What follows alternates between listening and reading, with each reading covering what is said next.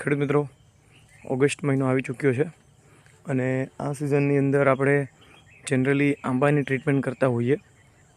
તો અત્યારે આપણે તાલાલા માધુપુર ગીરની અંદર આંબાના ફાર્મની ટ્રીટમેન્ટ કરવા માટે આવી ચૂક્યા છીએ. તો અહીંયા કમ્પ્લીટ ખેડૂતે થડની સફાઈ અને રીંગો કરી નાખી છે કમ્પ્લીટ. આ આંબા 50-60 વર્ષની એજના છે એપ્રોક્સિમેટલી.